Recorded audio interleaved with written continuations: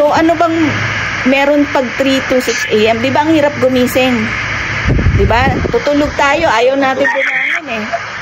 So, yun yung unguarded moments natin. Tama? Unguarded tayo eh. Tapos, yun yung time na, kaya nga doon sa parable of the weeds, yung habang natutulog pa yung mga tao, ayan o, isang gabi habang natutulog ang mga tao, dumating ang kanyang kaaway, naghasik ng mapanirang damo sa triguhan. So, habang natutulog tayo, ang kaaway, nagka-curse. Kina-curse tayo.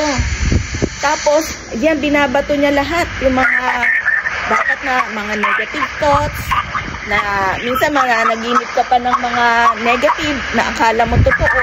Paggising mo, di ba, apektado ka.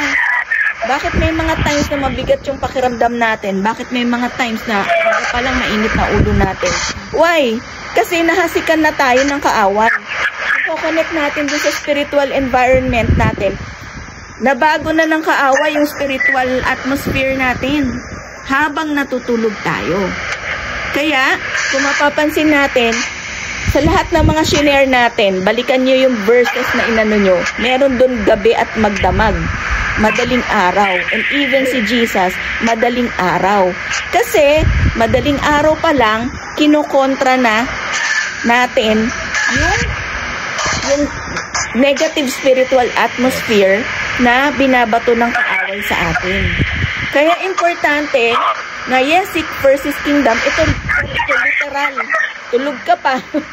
Gigising ka na talaga, mag-e-effort kasi mag-e-effort ka ng labanan yung nangyayari sa spiritual atmosphere. So, nakukuha? Nagigets? So, yung way is to if we want to protect our family, unahan natin ang kaaway. It's our way na unahan na natin yung mga masamang mangyayari sa family natin at sa sarili natin. So, number 1 is to protect our family, to protect ourselves. Tapos, number 2, so, to protect our family, uunahan na natin si Satan. Kasi yun yung time na unguarded ka eh. So, pangalawa is, nabanggit na, intercession. So, may mga times, gigisingan ka to intercede. Tapos, bakit ka nagising? Kasi yun din yung dahil tahimik, quiet time, word na quiet time, yun din yung opportunity ni God. Dahil walang mga gising, walang manggugulo, mas madali mong maririnig ang message ni Lord kapag madaling araw. Kaya even si Jesus, every time, yung walang tao, ina-isolate niya yung sarili niya. Kaya, again, anong difference ng madaling araw na tulog pa ang mga tao at yung sinasabi na pray without ceasing na anytime naman pwede ako manalangin eh. Diba? Kasi, kapag yung time na magulo na, yun yung time na hindi mo na maririnig ang Panginoon. Kaya, personally ako, mas marami ako nare-receive na revelations kapag madaling araw. As we worship, as we read the Bible, as we pray, mas madali mong makuha ang mensahe ng Panginoon. Kesa yung maliwanag na gising na lahat ng mga tao, isisingit na lang natin ang panalangin at devotion natin. So, for prayer and protection, kontrahin, yung ayusin yung spiritual atmosphere natin for intercession and for hearing the voice of God. Tingnan mo si Samuel.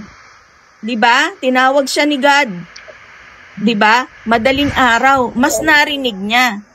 Pero kung busy na tayo, nagkulong nga tayo sa kwarto, pero alam natin nagkakagulo yung mga tao sa labas, mahirap makapag-concentrate.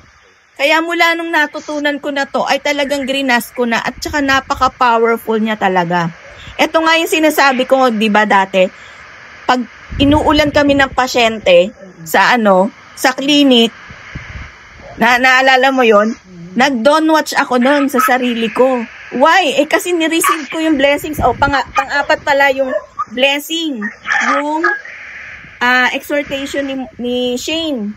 Di ba? Mapalad yung madaling araw, di ba?